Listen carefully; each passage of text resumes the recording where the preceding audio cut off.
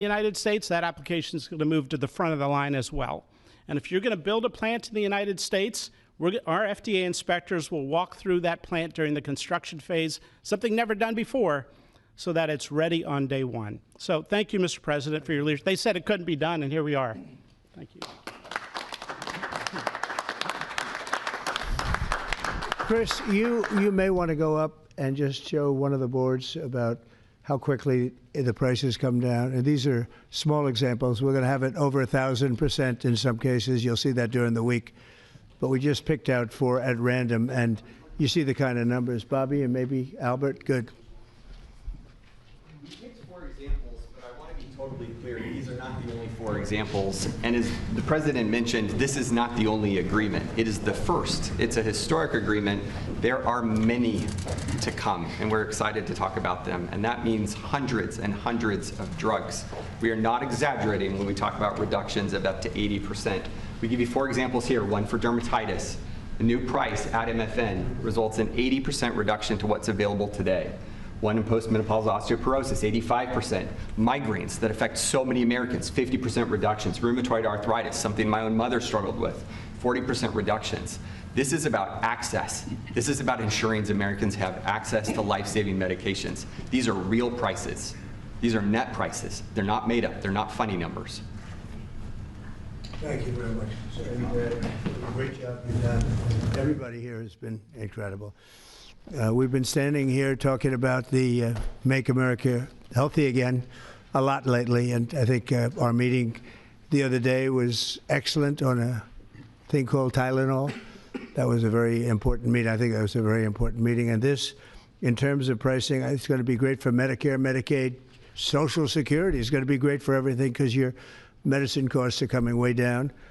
We have some examples that I think we'll be able to show you next week of over 1,000% in some cases, where a pill that cost $10 in London was costing $130 in New York and various other places within the United States. And the same thing with Canada. People would go to Canada, they'd go to Mexico, they'd go to other places to buy drugs. They don't have to do that anymore. So we have favored nations. So that's what we have. And it's one of the biggest days I think anybody will ever have. We're talking about massive numbers, and the numbers are going to get even better with a little time. And I will say, Albert, I think that the drug companies are going to be the same. You're going to, you know, the world, we're really competing against the world, so they have more people. So we'll come down a lot, and the world's going to go up a little bit. And the end result is you're going to, I think, do the same business pretty much. Maybe you'll figure a way to do more business, I think, knowing you. But I think the drug companies, we're going to come down a lot, the U.S. will come down a lot. But the world, many more people, is going to go up a little bit. And it equalized, and it's a great tribute. And I want to thank everybody up here. J.D., thank you for all of your help, too. And Howard, great, really great job. Thank you all very much. Do you have any questions? How about we focus on this? It's so big, let's focus on this. Mr. President, please give us a timeline. Yeah, Mr. President, first of all, this kind of goes along with your America First campaign promises for lowering health care costs. On a day that it seems like we're going into a government shutdown led by Democrats on the premise of providing health benefits to illegals, this seems to, your move here is a stark contrast to that. Could the same principles that you did today apply to health insurance, to maybe lower the cost of health insurance? Many Americans are kind of struggling with that. We're working on just that, little different group, but we're working on just that. It could, I don't know to this extent. You know, we have a pill, one pill in particular we're going to show you next week. It sells for $10 in other countries and $137 in the U.S. And that's coming down now to probably $15 or $18. They'll go up to 18. I think that's pretty much right, Albert. It's not you, but they'll go up to 18, and we'll come down from 135 or whatever down to 18. I mean, that's a massive number. Remember, I was the one that held a news conference because I lowered drug prices by 1/4%. I think it was 1/8 of 1%, but it was the only one in 28 years that brought drug prices down for the year. But it was a very small number. Now we're talking about, you're going to see one over 1,000%.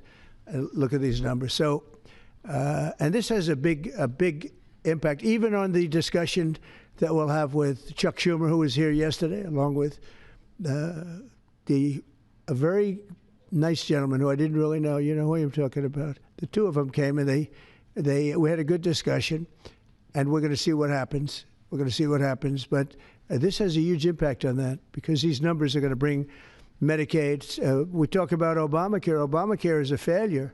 Obamacare is not good. It's there, but relative to other health care programs, it's in the lower 20%. It's not good. And I asked the Democrat representatives, what do you think about coming up with a better health care? This actually allows you to do that because the cost of prescription medicine is a big, I guess, a very big, more than 50% the cost of what we're talking about. So we might be able to do something like that. This is one of the biggest news conferences from a medical standpoint that I think has ever been had by any administration. Yeah, please. Thank you. I'm curious, where are the other companies other than Pfizer? Are you expecting them to come on later? They're all with us. And I was honored to have Albert be the first. He's done a fantastic job with, as you know, with the COVID. He did a fantastic job with a lot of things. He's a leader, and Pfizer is right at the top. You know, it's there. Eli Lilly has been fantastic also, your friend, my friend.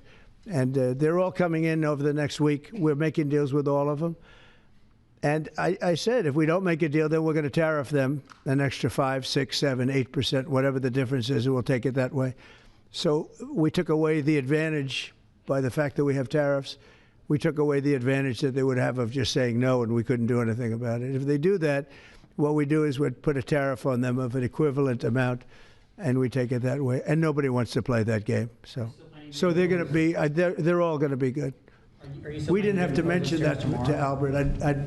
Well, maybe I whispered it to him very slightly, you know. We had to give ourselves a little bit of an advantage.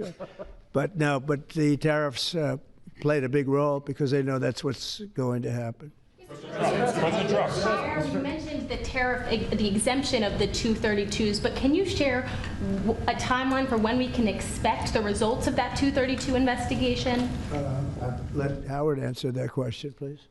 Sure. So while we're negotiating with these companies, we're going to let them play out and finish these negotiations because they are the most important thing to the American people.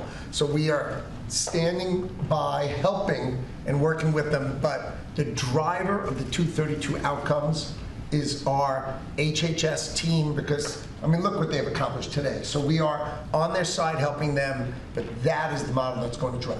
And you have to understand, Albert's spending $70 billion that he wouldn't be spending because of the tariffs, let's say, and other reasons. I think he liked the winner of November 5th, in all fairness, but because of the tariffs. And that wouldn't happen. He's not going to pay any tariffs because when he moves here, there are no tariffs. So he won't be paying tariffs. That's the beauty of it. If you move here, there are no tariffs. And we have over $17 trillion, Albert. You believe these numbers? So Biden had less than $1 trillion for 4 years. We have over $17 trillion for essentially 8 months. Pretty amazing. When will prices come down, Mr. President? When can Immediately. America? They're going to start coming down. Drug prices? Well, they'll be starting immediately. Yeah. President, can you speak to what impact you think this reduction in drug prices will have on midterms coming up? I think it's going to have a huge. I said, if we can pull this off before midterms, I've wanted to do it from the beginning, from my first day in first term. And we were doing so well. We had the greatest economy we've ever had. Everything was good. And then we're ready to do this, which is complex and big. It's a big change. But what happened is COVID came, and we focused on COVID. We focused on COVID very hard with Albert, with the other companies, with everybody. Regeneron was a great thing. You know, we did a lot of therapeutics that were fantastic. And so we focused on that. And I said, if I pull this off again, the first thing I'm going to do, and you know, we've been working on this for 8 months. It's a very big deal. This is a big shock to the system. But it's not as much as I said. They're going to go up. The world is going to go up a little bit. We're going to come down a lot. But now it's fair. We're going to be paying the same thing. Yeah. President Trump, in your first term, when you cut the price of insulin, Biden later came in and tried to steal credit for that. Do you worry that the Democrats are going to try to steal credit for these historic cuts? I really appreciate your question because I did. I cut the price of insulin down to $35. And the problem is with many of these things, and in this case it's going to be pretty quick, but oftentimes you'll do something medically because of the process, and it won't be seen for 2 or 3 years. That happened also with, I could say 4 different things, but just if you talk about insulin, so it was 200, 300, 500, and you couldn't get it, and I got it down to 35.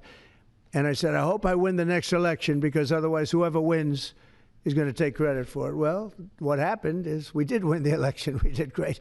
But unfortunately, it didn't work out that way from a practical standpoint. And Biden, when I saw him get up and take credit for the $35 and even less insulin, that was 1,000% lower than what it was just previous. Boy, I tell you, I didn't like it. I didn't like it. So I did the best I could to let him know we did it, because we want to be given credit. But we are the ones that got insulin down to that number. And you're right, they tried to take credit for it. They had nothing to do. In fact, they didn't even know what happened. All of a sudden, the insulin price kicked in at $35. And they asked Biden about it. He had no idea what the hell they were talking about. But after they explained, and they didn't really explain to him because he was not capable really of understanding it. But when they went out and talked about it, they acted like it was a great feat by Biden. It had nothing to do with him. And it continues, and we'll get it down even further. But insulin was, people weren't taking it, I would imagine. They couldn't take it. God bless you, Bobby. I hope I didn't catch COVID just there. Don't you have Paxlovid? What is it? Pax? He's got Paxlovid. Give me a Paxlovid immediately. While Nancy Pelosi is ignoring what you're doing for the American people, she's going after your administration for cutting taxpayer-funded health care for illegal aliens. Last night, Who's doing that? Nancy Pelosi. She went on NBC last night, dropped a bunch of F-bombs, told Republicans to go F themselves. Has she lost her mind? We have done an unbelievable job medically. Just this, if you did nothing else, we've done a lot like the insulin, but just this, nobody can ever catch this. This is the biggest price reduction times, maybe 10 times, 15 times than has ever been given before. And this is going to have a huge impact. You know, as I said, Obamacare is not a good thing. It's been bad. And I'd like to make it better. I told them, I spoke to a lot of people, a lot of Democrats recently. I said, why don't we change it? We can make Obamacare much better. We could come up with a new system that would be much better, less expensive for the people and better. This is maybe the biggest breakthrough, because, you know, when you're talking about the prescription drugs, that's a big part of it. So we're going to look. This is prescription, but we're going to be looking at that. We could come up and through this whole thing, you know, because I don't know, we'll probably have a shutdown, because one of the things they want to do is they want to give incredible Medicare, the Cadillac Medicare, to illegal immigrants. And what that does is it keeps them coming into our country, and like they do in California. And no country can afford that. No country. And we have the border stopped up. We have it closed. We have nobody for 4 months. Zero people came in. That wasn't me. That's by the authorities, who happen to be liberally oriented.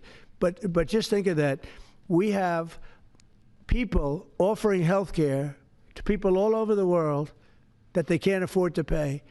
And that's the Democrats. And what that does is it brings people into the country because they want to come in for the health care.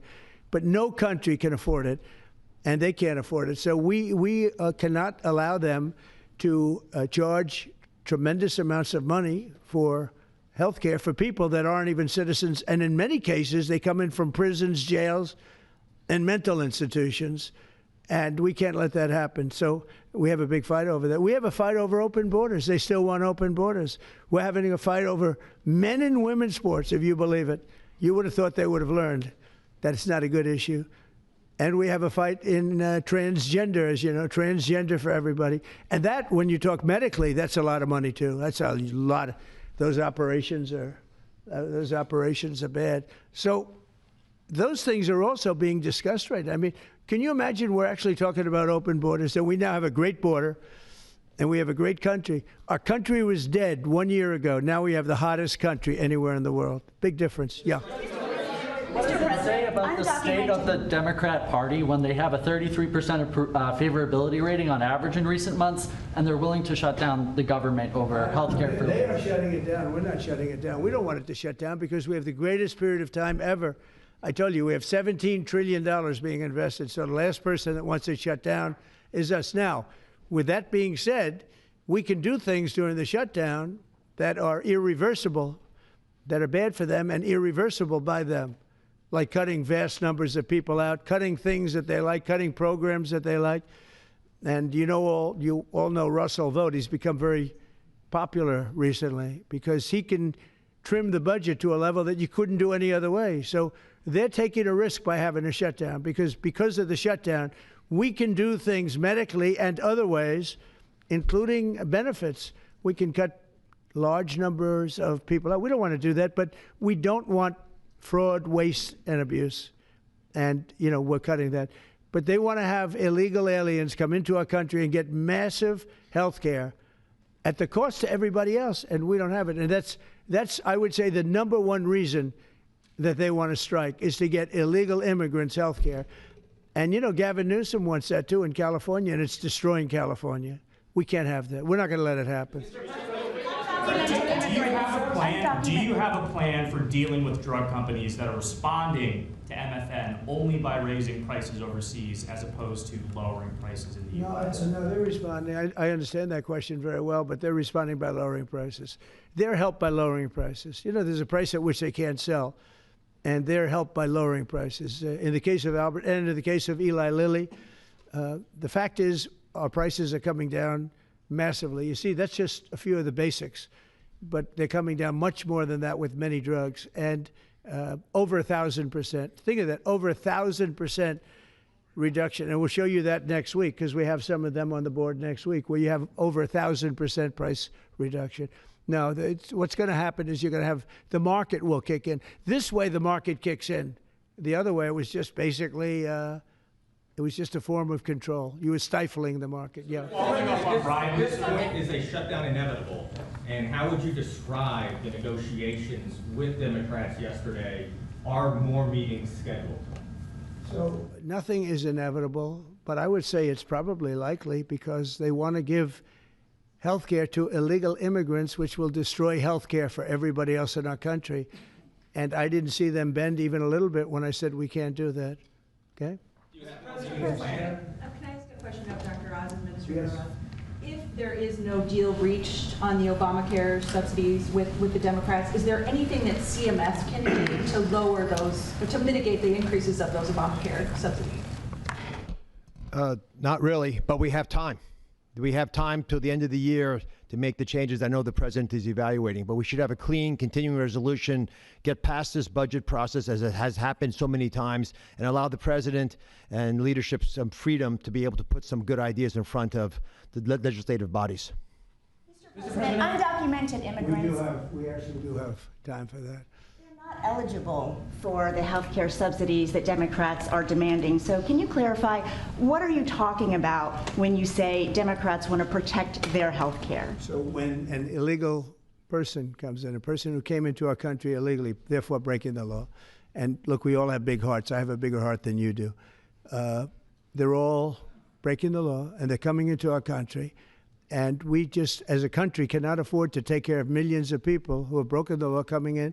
We want them to come into our country, but we want them to come in legally. Now we have a strong border, very strong border, thanks to Christie and Tom Homan and the whole group. They've done an amazing job at the border. I mean, we had a border that was reckless. We had a border that was a disaster. They were coming in by the millions. I say 25 million people. You're saying less, but I say 25 million people came in illegally. And no system can take care of the health care of all of those people that came in. Now, a lot of them have gone out. We have over 11,000 murderers. We got many of them out. Many of those people have been taken out of the country, brought back to where they came from. In some cases, put in prison because they're so dangerous. We don't want to take them out. We have to watch them. We don't want them coming back. But if you look at what's happened in Washington, D.C. right now, it is such a place. I just drove through it. And it's clean and nice and beautiful, and people are walking around and they're not afraid of being mugged. We haven't had murders. We haven't had anything happen in a long time. It took us 12 days to make it very good. It took us 20 days to make it beautiful. And now we're going to Memphis. But I think we should always keep a presence here, because if we don't keep a presence, it's going to come back never like it was, because we got rid of 1,700 career criminals. You know what that is? One career criminal can give you a lousy reputation for danger. because they commit many crimes a day in some cases. But Washington, D.C. is an unbelievable example of what can happen. And now we're going, as you know, to Memphis, which was very similar to Washington, very dangerous. And we're there, and we're working along very well with the governor, the mayor. A lot of these Democrat mayors, you know, what they don't want to have us do well, because if we do well, it makes them look bad, and they shouldn't feel that way. If I were a Democrat and I was a governor or mayor, I'd be calling Trump. I'd say, get your troops over here, just help, because the mayor of Washington is getting a lot of credit for what we did, you know, a lot of credit. But the beauty is, isn't it nice, seriously, you walk down the street, you're not going to be mugged, you're not going to be hit. We had a meeting about 3-4 months ago, and I was saying to the media, how many of you people have been threatened or mugged or accosted during your walk to the White House? And they said, we don't walk to the White House anymore. But the answer was, remember, Brian, almost everybody's, oh, look at this guy. They even attacked this big, strong guy, right? Didn't you get attacked? Did you? But yeah, just take a look at the other guy, right? What happened to the other guy? I don't know. Those other guys are pretty tough. They're tough with a gun in their hand, right? And yeah, you were hit pretty hard. But almost everybody was. And now, nobody. Anybody been accosted in the last 3 weeks? If I would have said that 6 months ago, half the hands would have been raised out. No, we have a very safe city now. The country's going to be safe. We're doing one at a time, and we'll be going to Chicago. I told you this, our Union Pacific, head of the railroad. He knows this country very well. Started off as a very low-rung employee of the Union Pacific. He's now chairman. He came to me and he said, sir, save Chicago. It's a great city. It's going down fast. They had 11 people killed over the last couple of weeks. 11 people killed, 48 shot. That's not a city. It's a war zone. There's no city in the world like that.